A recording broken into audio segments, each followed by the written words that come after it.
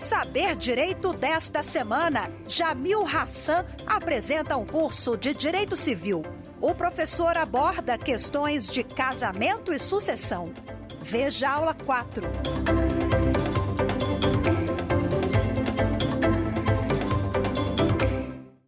Olá pessoal, sou Jamil Hassan, estamos aqui de volta no Saber Direito na TV Justiça e vamos continuar o nosso tema casamento.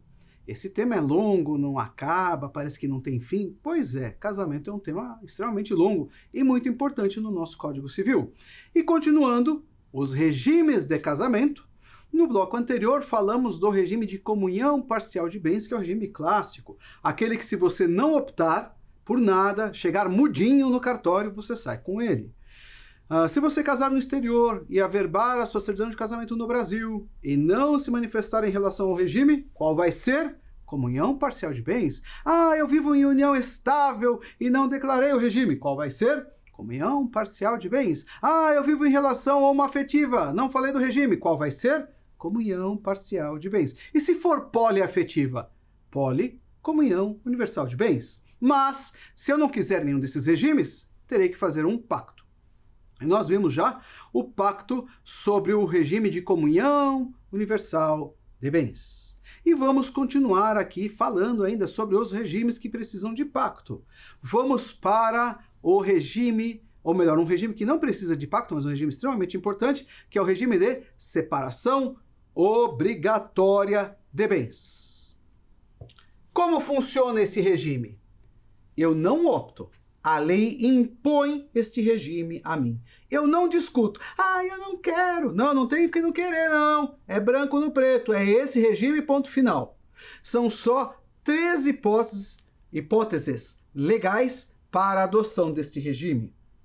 Lembrando ainda que uma dessas hipóteses o STF já derrubou. E eu vou explicar por quê.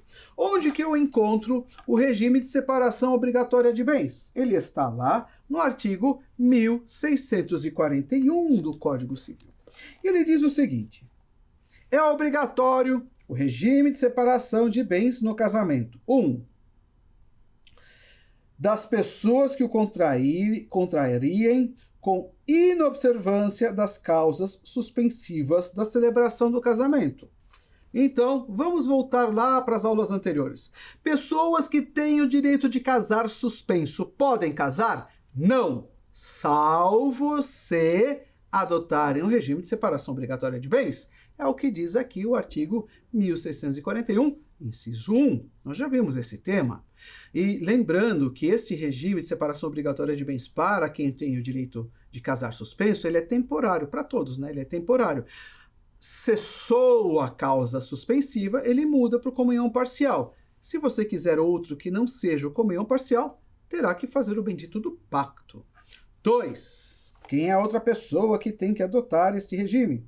As pessoas maiores de 70 anos de idade. Se você tiver mais de 70, terá que adotar o regime de separação obrigatória de bens. Não tem como escolher. Mas pausa, deixa esse de ladinho, nós já vamos voltar nele. E 3. Todos que dependerem para casar de suprimento judicial. Ou seja, todos que para casar dependam de autorização do juiz. Dependeu de autorização do juiz para casar, separação obrigatória de bens. Não pode escolher outro regime. Ponto final.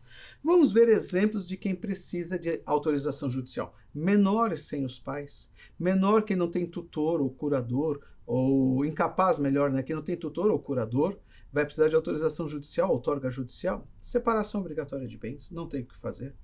Agora vamos voltar para o tema anterior, maiores de 70 anos. Vejam, eu tenho 69 anos e meio, tudo cheio de botox.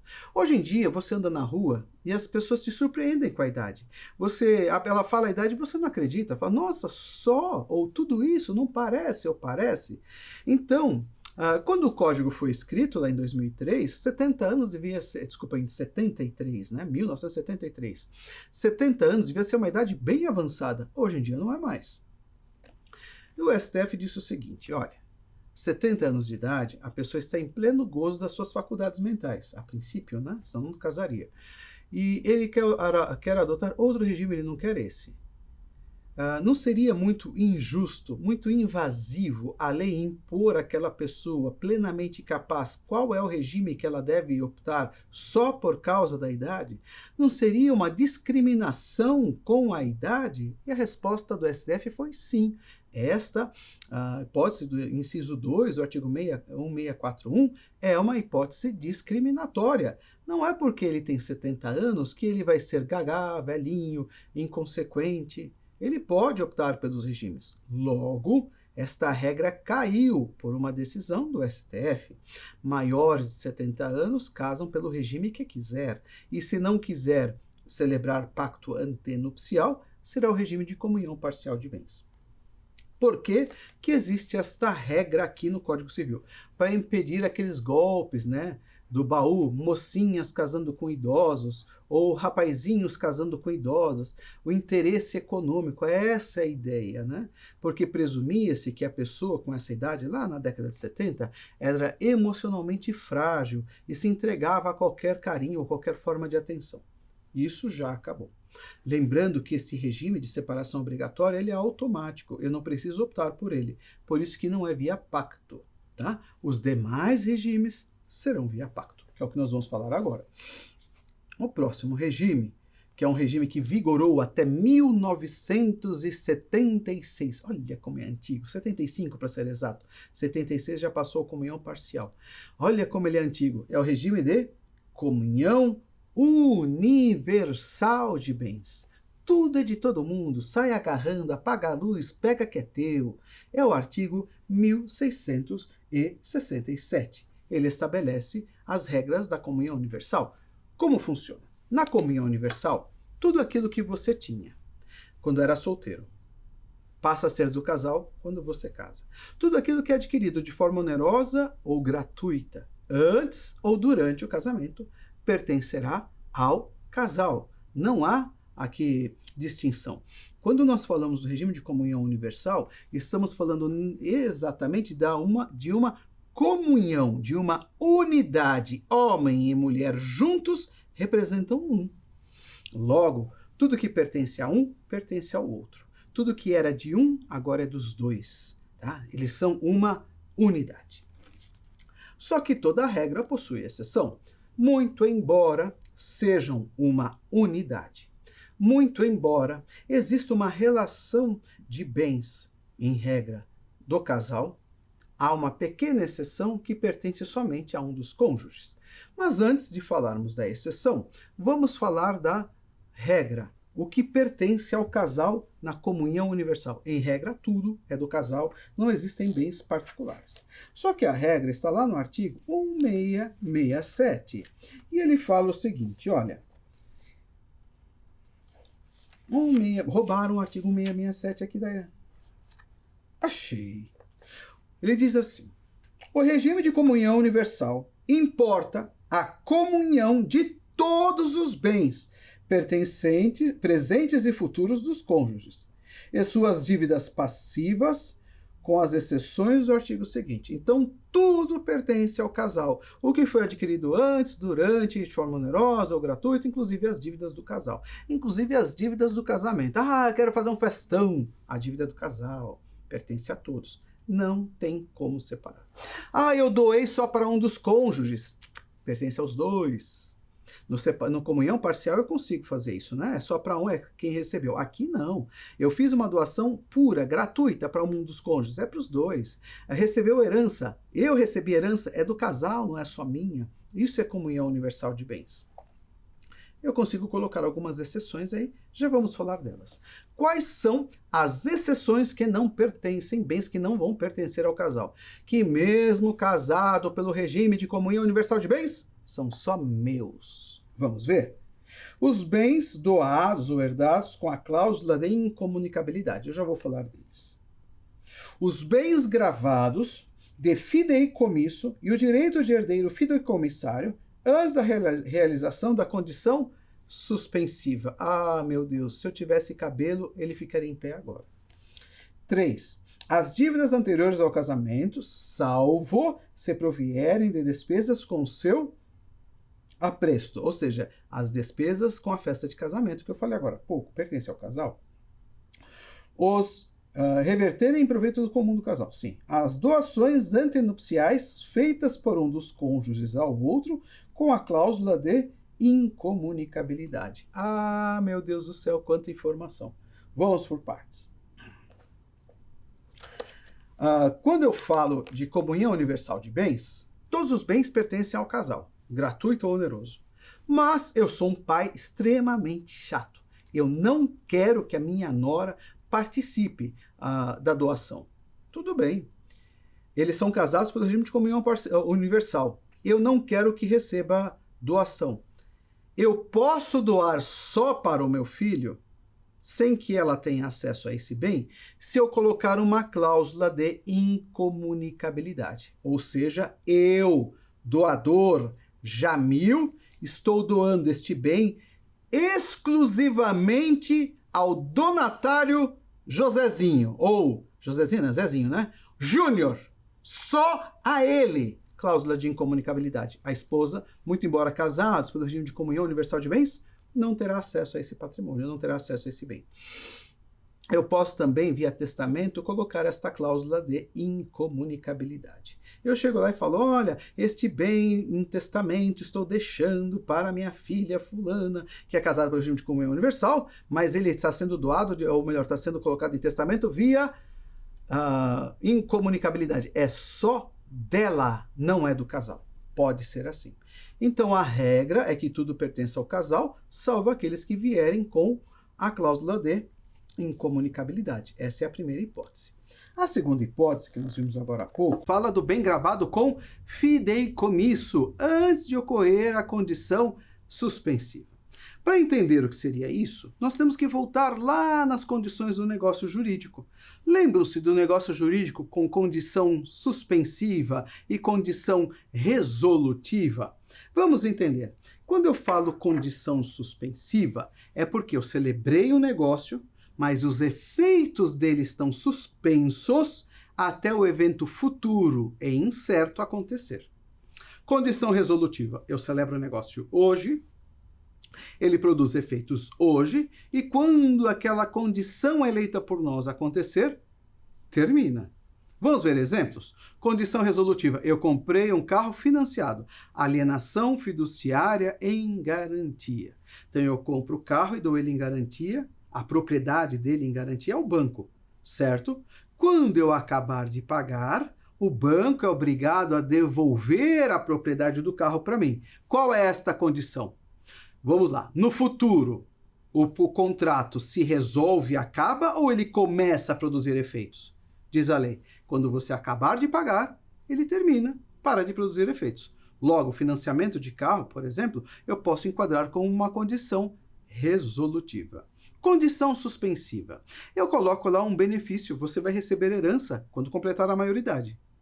Tudo bem? Coloco no testamento, você, Mariazinha, terá direito à casa que fica na lua assim que completar 18 anos de idade. A casa já é sua? É, eu não posso vender. Perfeito? Porque ela já está comprometida para você.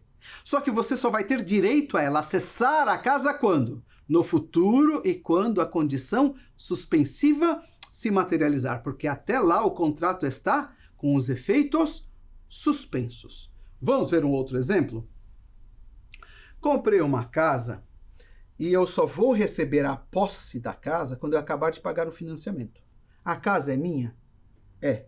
Mas eu tenho acesso a ela? Não. Porque enquanto não acontecer aquela condição que suspende a posse, eu não posso acessá-la. Então, eu estou diante de uma condição suspensiva. E o que o inciso aqui fala é da hipótese de condição suspensiva. Enquanto o fideicomisso, que é a pessoa que assume a condição fideicomissário, né, que assume a condição fideicomisso é quem estabelece. Enquanto o fideicomissário não cumprir a condição suspensiva, o bem é só dele, o direito é só dele. Quando for cumprida a condição suspensiva, aquele bem passa a ser do casal, mas antes de cumprir, é só dele. Então, eu comprei um imóvel com uma condição suspensiva em relação à posse. Ele é nosso ou é meu? Meu. Quando a condição suspensiva terminar, ele passa a ser nosso. É o que diz aí o inciso 2 do artigo 1667. Perfeito? Vamos ver a outra hipótese? A outra hipótese diz o seguinte. as dívidas anteriores ao casamento. Se eu casei cheio de dívida, elas são só minhas. Se ela veio cheia de dívidas, é só dela.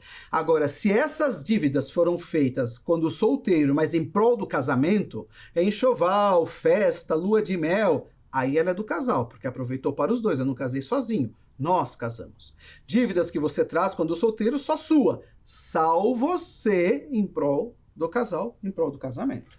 Isso é meio óbvio. As doações antenupciais feitas por um dos cônjuges ao outro com a cláusula de incomunicabilidade. Isso é uma história que não tem fim. Vamos lá. A minha amada só aceita casar comigo se eu doar para ela, se eu der para ela uma casa na praia. E eu dou para ela uma casa na praia como condição do casamento. Tudo bem? Por regra, essa casa que eu doei para ela como condição do casamento, depois que casarmos, passa a ser nossa, minha e dela. Então eu estou doando metade para mim. Salvo se nessa doação constar a cláusula de incomunicabilidade. Ou seja, vai constar que eu estou doando para ela, mas quando casarmos vai continuar sendo só dela, não se comunica. Vamos ver uma outra situação aqui sobre doação. Eu não consigo casar, e aí mamãe resolveu intervir. Procurou Mariazinha e disse, se você casar com meu filho, eu te dou R$1 milhão. Ela casou comigo, com comunhão universal de bens. Este R$1 milhão que mamãe doou, é só dela ou é nosso? Diz a lei. É dos dois. Porque, embora seja uma doação realizada para contemplar o casamento, para incentivá-la a casar comigo, é um bem que ela trouxe quando era solteira. Foi colocada cláusula de incomunicabilidade? Não. Logo, se não tiver cláusula de incomunicabilidade, a regra é que pertença aos dois. No regime de comunhão universal de bens, se eu quiser que o bem pertença somente a um, eu tenho que colocar a cláusula de incomunicabilidade. Porque se não tiver, a regra é na omissão pertence aos dois.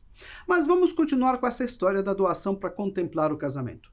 Eu doei para minha esposa a casa na praia com a cláusula de incomunicabilidade, é só dela. Mamãe doou para ela R$1 milhão para casar comigo com a cláusula de incomunicabilidade, é só dela. Perfeito? Esta doação que foi feita para minha esposa casar comigo, ela veio de forma gratuita ou trouxe um ônus? Trouxe um ônus. Você terá direito, mas terá que casar com fulano. Se não casar com fulano, você não vai receber isso. Logo, estamos diante do quê? De uma condição suspensiva. Lembra-se que falamos agora há pouco? Condição suspensiva. E se ela não casar? Se ela não casar, o direito não se consolida, ela é obrigada a devolver. Porque eu doei com encargo, eu estou doando porque você está assumindo o dever de casar com meu filho. Não casou, tem que devolver. Eu estou doando para você a casa na praia para casar comigo. Não casou, tem que devolver. É assim que funciona. Meio maluco, mas é uma doação com encargo, ou seja, vinculado ao casamento. Enquanto não consolidar, é uma condição suspensiva, consolidou, ele passa a ser nosso. Não consolidou, tem que devolver. Ah, não quero mais casar, devolve. Porque você só recebeu caso casasse. Não casou, um abraço. Eu não vejo muito isso acontecer hoje em dia. Na década de 70 eu lembro que era relativamente comum. Não que eu advogasse nessa época. É que papai tinha muitos amigos que faziam essas coisas malucas aí, né? Vamos lá, a próxima hipótese. Os frutos. Os bens que são incomunicáveis, pertencem somente a um dos cônjuges. E os frutos destes bens? Os frutos destes bens pertencem ao casal, assim como acontece no regime de comunhão parcial de bens. Lembram-se no regime de comunhão que eu havia dito que no regime de comunhão parcial de bens, os bens que você já tinha quando solteiro pertencem somente a você, mas os frutos são do casal. Aqui, no comunhão universal de bens, é a mesma coisa. Os bens incomunicáveis são só seus, mas os frutos pertencem ao casal. Este é o regime de comunhão universal de bens. Mas a história não termina aí, não. Tem mais desenrolar aí. Daqui a pouquinho a gente vai voltar para esse regime. Vamos para o próximo. O próximo regime é um regime muito simples, separação de bens. Eu quero casar com o regime de separação de bens. E eu vou contar um segredo para vocês. Eu casei com este regime. Não tenho vergonha nenhuma de falar. Prove que me ame. Uma vez a moça falou para mim, prova que me ama, comunhão universal. Eu falei, não, prove você que me ama. Separação de bens, não é verdade? E como é separação de bens? Você sai do casamento com aquilo que você entrou. O que é seu antes ou depois é só seu. O que é nosso antes ou depois é nosso. Inclusive, no bloco anterior, eu conversei com vocês e trouxe uma hipótese. No regime de separação de bens, eu não estou falando separação obrigatória. Obrigatória em posição legal a gente não discute. Aqui é optativa a separação de bens. Tudo aquilo que você adquirir de forma onerosa ou gratuita, durante ou antes do casamento é só seu. Tudo aquilo que você adquirir em conjunto com seu cônjuge deve constar que foi em conjunto e qual o percentual de cada um sobre ele, porque isso não se presume. Perfeito? E aí, acabou o casamento. Cada um leva o que tinha. Simples. Ponto final, não vamos discutir. É branco no preto, bem simples, bem básico. Não tem briga. Não vamos discutir partilha de bens aqui. No máximo, por exceção, admite-se a discussão por pensão alimentícia, desde que ela prove que não esteja apta ao trabalho ou ele não esteja apto ao trabalho. Perfeito? Nada complexo. E por último, nós temos o regime, que é um regime que quase ninguém adota, que é chamado de participação final em aquestos. Ah, meu Deus, o que é isso? O que é participação final em aquestos? É uma coisa maluca, né? Como que funciona? É uma mistura de regimes. É uma mistura de separação de bens, é uma mistura com separação de bens e comunhão parcial de bens.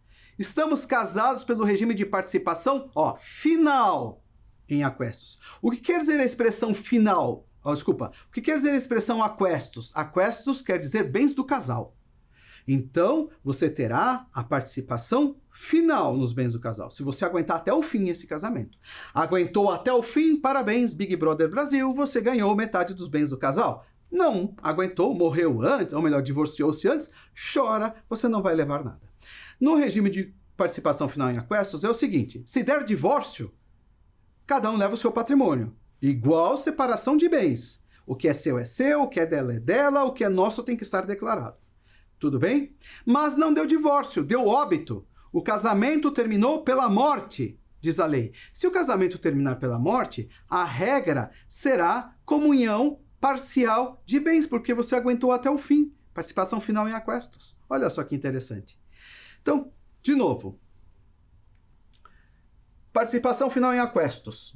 Se o casamento terminar e os cônjuges estiverem vivos, eu aplico a regra da separação de bens. Se o casamento terminar pela morte de um dos cônjuges, comunhão parcial de bens. Faremos a partilha via comunhão parcial de bens.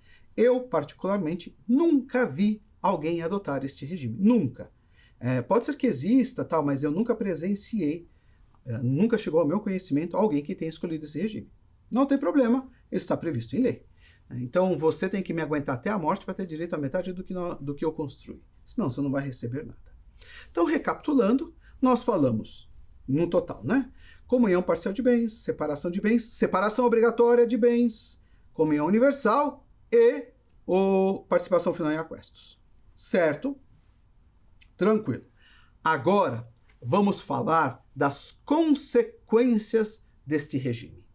Que é aí que mora o perigo. Porque como estamos falando de uma legislação patrimonial, Código Civil, inserido num sistema capitalista, o que interessa é patrimônio. E o bem-estar? Bem-estar a gente guarda para a Constituição Federal. Certo? Olha só. Eu casei pelo regime de separação obrigatória de bens. Tive que casar por esse regime, porque há um problema de incompatibilidade de patrimônio. Nós já vimos a hipótese. Só que eu quero dar uma pernada na lei. Eu quero dar uma passada de perna, um passa-moleque. E o pessoal tem criatividade para isso. E eu então tive uma criatividade, tive uma luz. Eu sou casado pelo regime de separação obrigatória de bens, mas quero burlar o sistema. Eu abro uma empresa com a minha esposa. Eu transfiro bens para a esposa, ou melhor, eu transfiro bens para a empresa. E depois de um ano eu dissolvo a empresa e ela fica com os bens. Então, ao invés de eu passar direto para ela, eu passo para a nossa empresa e depois, na dissolução, vai para ela. Burlei a lei? Sim. Por quê? Você teve que casar pelo regime de separação obrigatória justamente para impedir que houvesse essa comunicação patrimonial. E aí você vem, inventa de abrir uma empresa, integraliza o capital social da empresa com seus bens, e aí na dissolução fica para ela. Certo? Diz o Código Civil. Errado. Se você é casado pelo regime de comunhão universal de bens, você não pode ser sócio da sua esposa, do seu cônjuge, na mesma empresa. Os dois não podem figurar no contrato social. Certo? Justamente para impedir essa comunicação de bens, justamente para impedir essa pilantragem.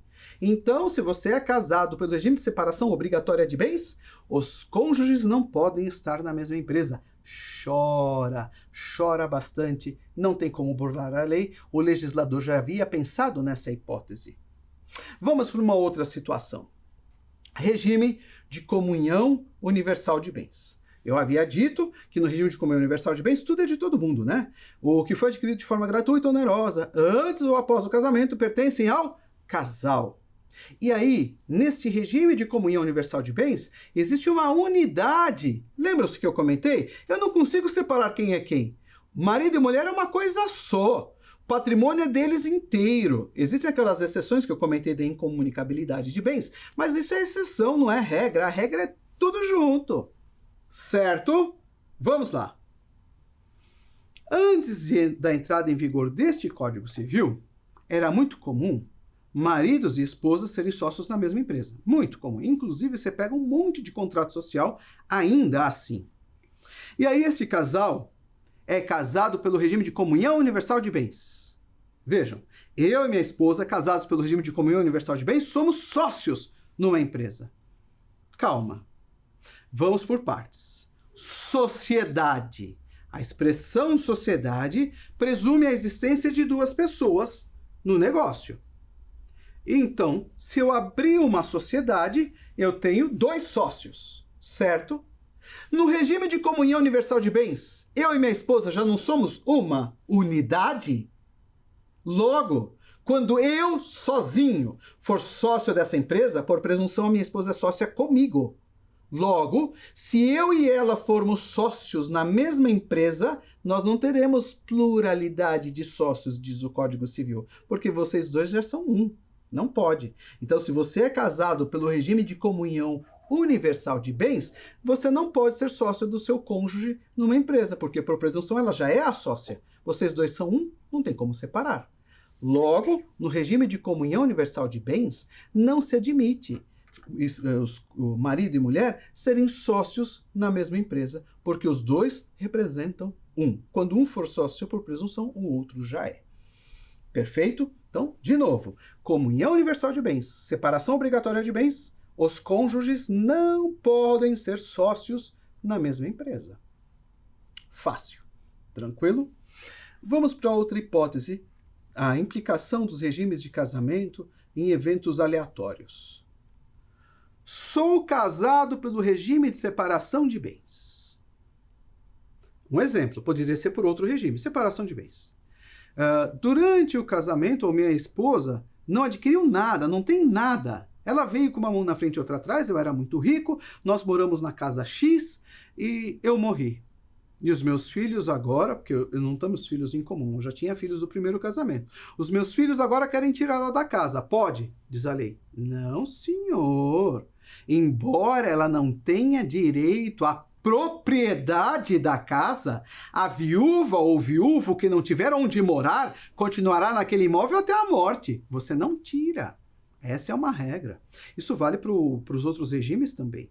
Certo? Eu uso separação de bens para ficar mais claro. Eu já vim com um patrimônio formado, com uma família já pronta, eu já tinha um imóvel, ela veio morar comigo na minha casa e eu morri. A casa é de quem? Dos herdeiros. Ela é minha herdeira? A princípio, não. Nós vamos ver porque a princípio não. Não é minha herdeira. E aí, meus filhos podem tirá-la da casa? Diz ali, claro que não. Ela terá direito de habitação até a morte. Ela, Habitação é personalíssimo. Ela não pode emprestar a casa para outras pessoas. Ela vai morar até a morte. E se fosse comunhão parcial e ela não tivesse outro imóvel? Da mesma forma. Eu não consigo tirar a madrasta ou padrasto da casa que era de papai ou da casa que era de mamãe. Isso não vai acontecer, porque ali está preservando a história familiar que aquele falecido tinha com aquela pessoa. Não tem como ser diferente. Perfeito? É assim que vai funcionar. Agora vejam que interessante. Eu estou falando dos regimes de casamento. Lembram-se do primeiro encontro que nós tivemos, que eu falei da união estável ou da relação homoafetiva ou poliafetiva? E se naqueles contratos de união estável, todos eles são formas de união estável, nós adotarmos o regime de comunhão universal de bens, vai valer essa regra que eu contei agora sobre sociedade? Vai. Vai valer a regra se eles forem por separação obrigatória de bens? Vai. Vai valer a regra de ocupar o imóvel do cônjuge falecido até o óbito? O direito de habitação? Vai. Porque é assim que a lei determina. Não tem como ser diferente. Perfeito?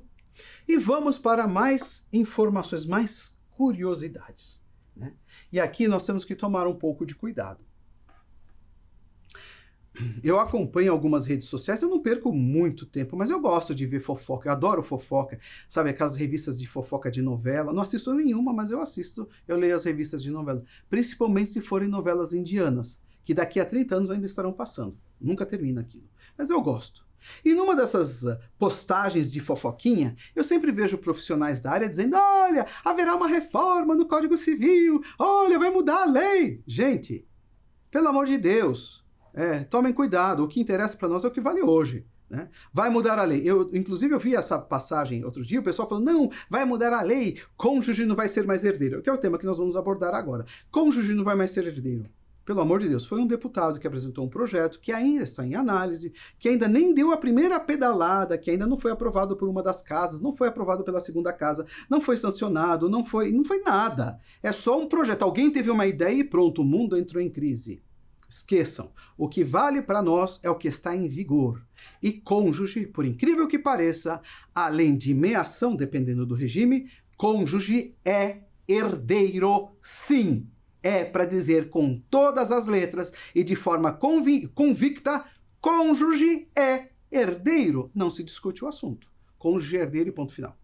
Só que depende do regime de casamento. Não é que o cônjuge é herdeiro em qualquer regime. Olha só, o regime de casamento está intervindo agora em herança. Antes, um pouco, interveio no direito empresarial, no direito comercial, pode ou não pode ser sócio. Agora está intervindo em herança. E aqui nós temos que deixar bem claro como funciona essa intervenção. Vamos por partes. Cônjuge é herdeiro? Sim, a resposta é essa. Salvo exceções. Então, se perguntarem para você, cônjuge é herdeiro? Exceção não é regra. Se a pessoa que está te perguntando quisesse alguma informação complementar, ele perguntaria, existe alguma hipótese em que o cônjuge não é herdeiro? Aí tudo bem, ele está perguntando sobre a exceção. Mas perguntou no seco, assim, um tapa na cara. Cônjuge é herdeiro?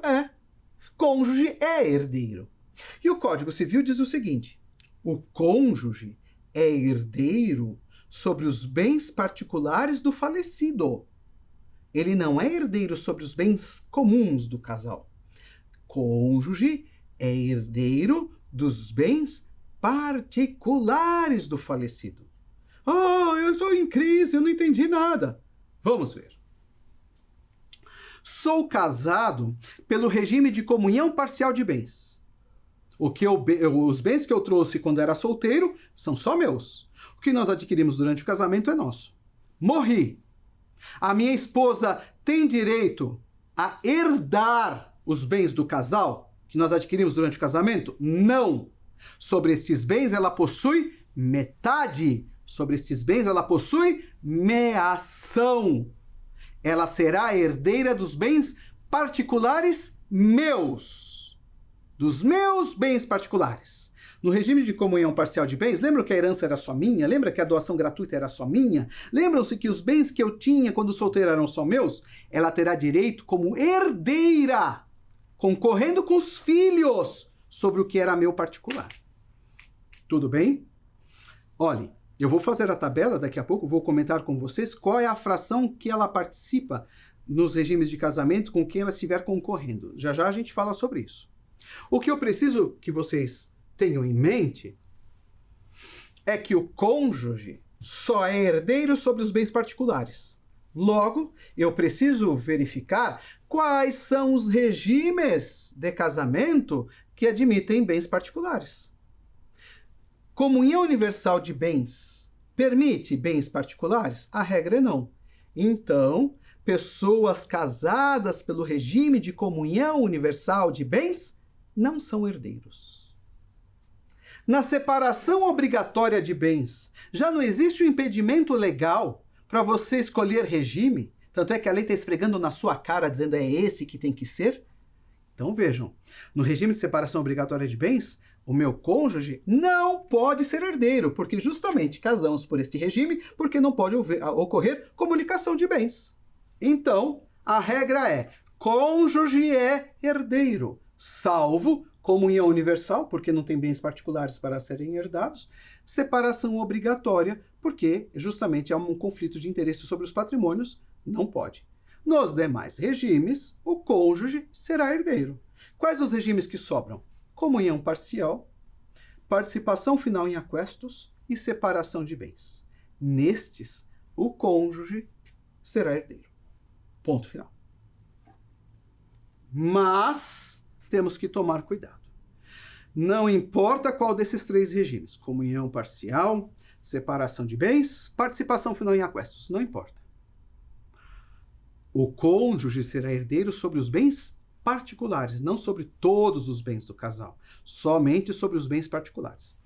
Quando falamos de separação de bens, todos os bens que eu tenho, e quando eu venho a falecer, todos os bens que eu tenho são só meus, então ela é herdeira automática. Tudo bem? Porque eram só meus, não existe bem comum, né? Os meus, ela vai ter direito a eles como herdeira. Então eu tenho 3 filhos, será filho Zezinho, filho Mariazinha, filha Chiquinha e a minha esposa. Ela vai concorrer com os filhos. Mesmo que sejam filhos do casal, não tem problema, vai concorrer. E se forem só filhos dele, ela é a madrasta, diz ali, tudo bem, vai concorrer como uma herdeira, ponto final. E se estivermos no regime de comunhão parcial de bens? Da mesma forma, aqueles bens que eu recebi quando era solteiro, caso eu venha a morrer, ela terá direito sobre eles como herdeira. Os bens comuns, não. Só os particulares. Vamos aqui esclarecer algumas expressões. Eu sou casado pelo regime de comunhão parcial de bens. Quando solteiro, eu havia comprado uma fazenda. Depois que casamos, nós compramos uma casa. Morri. Esta casa foi adquirida de forma onerosa durante o casamento? Sim. Logo, esta casa é nossa. Logo, ela tem direito à meação da casa. Metade da casa. Então, como ela já tem direito sobre este bem, ela não recebe herança também sobre este bem. Metade é dela. Meação. Metade. E a outra metade vai para os filhos. Nossos, do casal.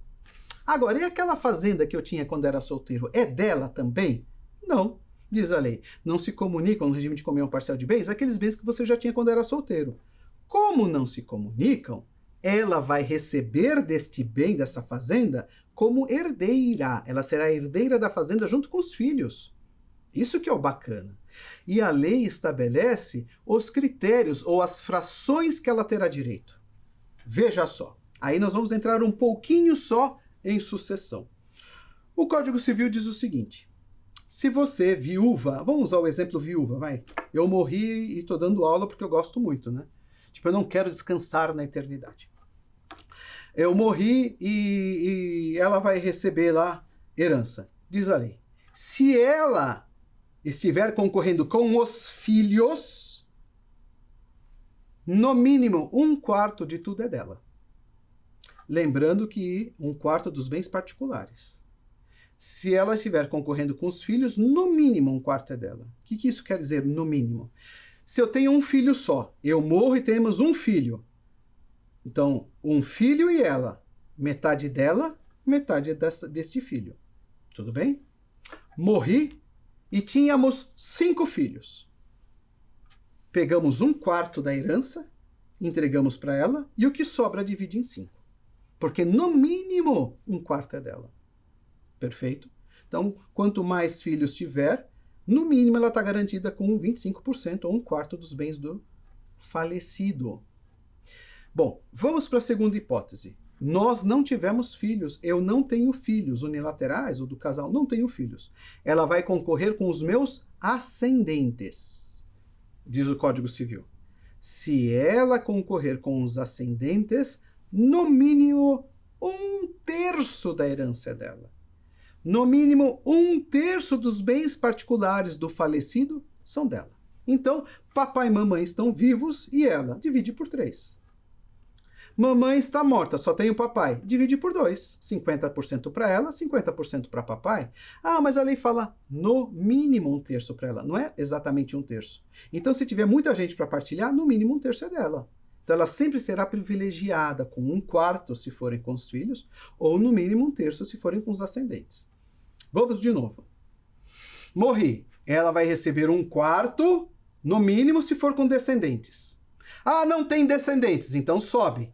No mínimo 1/3 com os ascendentes. Ah, não tem ascendentes. Então, 100% para ela. Não vai para os colaterais. Não importa o regime, separação de bens, comunhão parcial, sempre que ela tiver lá direito à participação dos bens particulares. Não tem o descendente, não tem um ascendente, 100% para a viúva ou viúvo. Ponto final, não se discute o assunto. É assim que funciona a legislação. Não temos que discutir. Ah, eu não concordo. Ah, vai lá, faz uma carta para o seu deputado, para o seu senador e pede para mudar a lei. Por enquanto é assim que funciona. Tá? Mas lembrando que esta regra de sucessão entre cônjuges só se aplica aos bens particulares. Se não existirem bens particulares do falecido, eu não consigo aplicar a regra de sucessão. Preciso de bens particulares. Perfeito? Alguma dúvida sobre esse tema? Eu acho que não. É um pouco difícil de digerir, mas eu acho que não tem tanta dificuldade assim. Agora que já esclarecemos os regimes de casamento e as consequências, e não se esqueçam, nós temos as consequências no direito empresarial e temos também as consequências na regra de sucessão. E existe um detalhezinho que eu não vou me aprofundar sobre aval e fiança. Eu preciso da autorização do cônjuge para aval e fiança? Sim, vai precisar, porque isso pode comprometer os bens do casal ou os bens dos herdeiros. Mas deixa esse tema para o professor que vai tratar de direito empresarial. Mas saibam que o regime de casamento vai intervir também nessas garantias, aval e fiança, certo? Agora, vamos falar sobre o bem de família, que é uma coisa maluca. Mas, antes de adentrarmos a este tema bem de família, precisamos tratar de alguns detalhezinhos pequenos. Vamos lá? Quando eu falo bem de família, por presunção, por lógica, deve ser algum bem, algum imóvel que abriga uma família. E aí surge uma discussão. Eu moro sozinho, eu sou família? Ou melhor, o Código Civil fala, o casamento tem o intuito de constituir família. Logo, a família não é homem e mulher. Segundo o Código Civil, eu tenho que ter filhos para ser família. Sem filhos você não é família. Então minha esposa é estéril e nós não tivemos filhos. Eu tenho bem de família? Olha que discussão maluca, né? Porque é a unidade da família. Precisamos discutir o que é família para entender o que é bem de família. Pessoal, vamos simplificar a ideia, né? Vamos simplificar o problema. Família é o núcleo que habita aquele bem. Só. Ah, eu moro sozinho. Beleza, é seu bem de família. Ah, eu não tenho filhos, eu tenho só esposa. Beleza, é bem de família. Viúva. Ah, tudo bem, é o que sobrou da família. Beleza. Não seria cruel eu ir lá e penhorar o bem de uma viúva porque oficialmente ela não teve filhos ou ficou viúva, então não é um núcleo familiar que ocupa o bem? Não. Então, para entender como que se enquadra um bem de família, tem ideia que bem de família é aquele ocupado pela pessoa.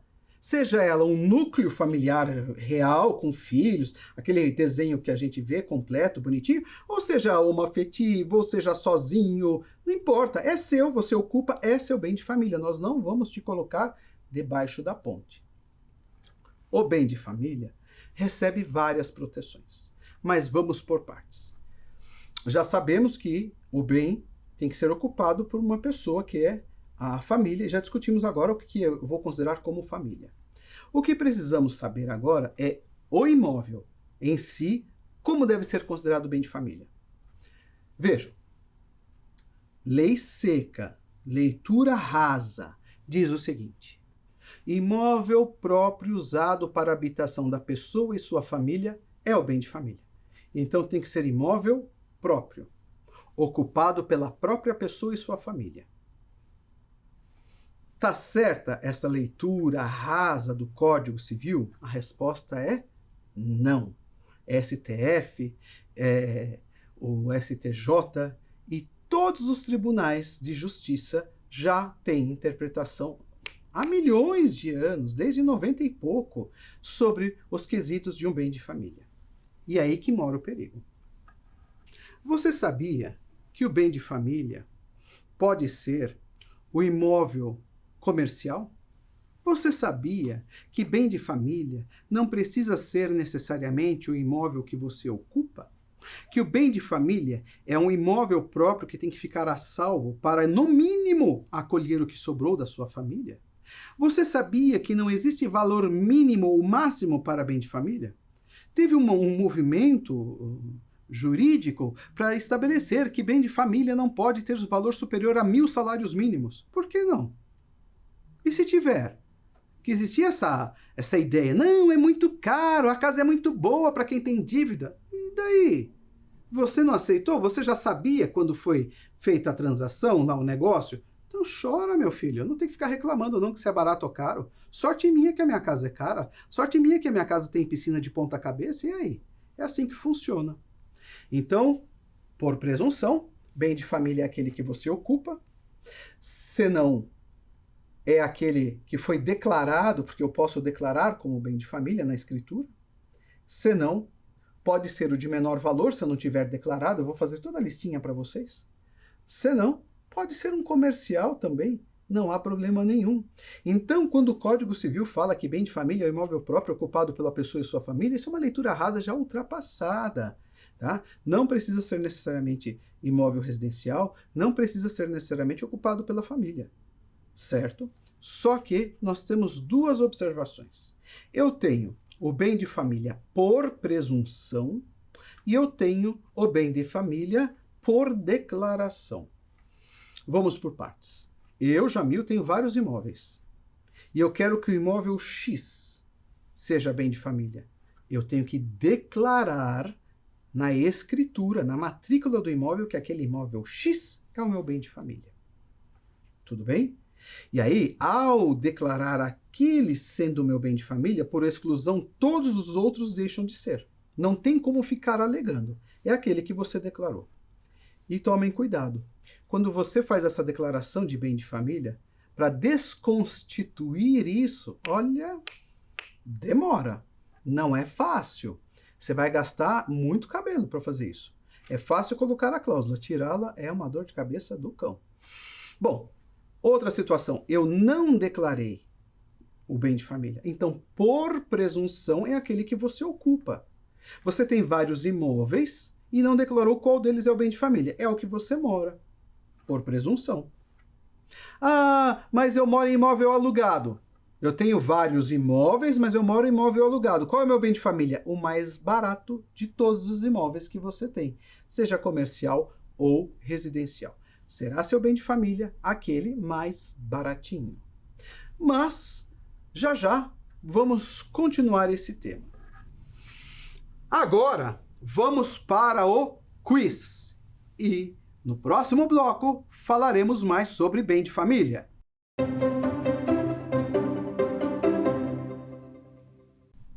Em caso de falecimento do cônjuge, A. Dependendo do regime de casamento, o sobrevivente será herdeiro do falecido, concorrendo com os demais. B. O sobrevivente, independentemente do regime, será herdeiro do falecido. C. Dependendo do regime de casamento, o sobrevivente poderá optar por ser meeiro ou herdeiro do falecido. E a alternativa D. Terá direito de permanecer no lar conjugal, ainda que partilhado, desde que assim deseje. E a resposta correta é a resposta A. Dependendo do regime de casamento, o sobrevivente será herdeiro do falecido, concorrendo com os demais. Concorrendo com os demais herdeiros. Lembram-se que nós conversamos agora há pouco? Se falecer, dependendo do regime, meu cônjuge vai participar como herdeira. A herdeira dos bens particulares que eu tinha e vai concorrer com os demais herdeiros. É essa a alternativa correta. Vamos para a próxima.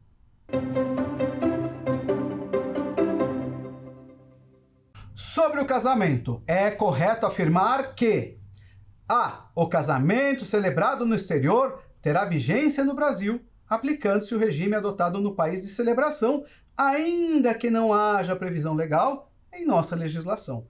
B. Seus nubentes, casados no exterior, não registrarem o casamento no Brasil, será considerado concubinato. C. O dote fixado em casamento celebrado no exterior tem eficácia no Brasil, mesmo que o ato aqui não tenha sido registrado. E a alternativa D. O casamento celebrado no exterior terá vigência no Brasil, aplicando-se sempre o regime de comunhão parcial de bens, salvo se os nubentes não adotarem outro regime nos moldes estabelecidos em lei. E a resposta correta é a alternativa D. O casamento celebrado no exterior terá vigência no Brasil, aplicando-se sempre o regime de comunhão parcial de bens, salvo se os nubentes adotarem outro regime, conforme a lei brasileira. Vejam, nós comentamos isso já nos blocos anteriores, e é um tema que sempre aparece, e é um tema meio complexo. Eu casei no exterior e agora, né? Vale a lei do mar, a lei do céu, a lei da terra. A pessoa tenta dificultar. Não. Se você casou no exterior, vale a lei daquele país quando você estiver lá. Quando você estiver no Brasil e não registrou o casamento aqui, você está vivendo em união estável. E como você não declarou o seu regime, logo, comunhão parcial de bens, que é o que se aplica para todo mundo, é o regime ordinário. Por isso, essa alternativa é a correta. Vamos para a próxima.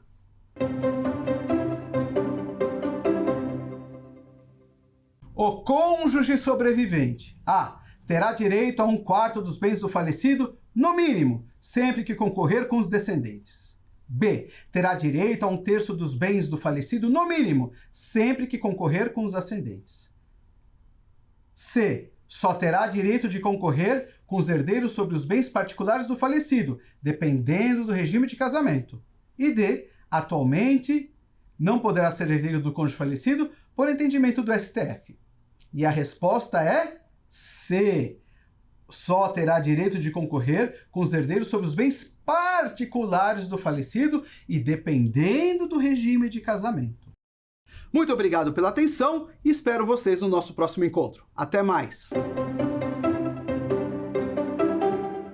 Quer dar alguma sugestão de tema para os cursos do Saber Direito? Então mande um e-mail para a gente, saberdireito@stf.jus.br. Você também pode estudar pela internet.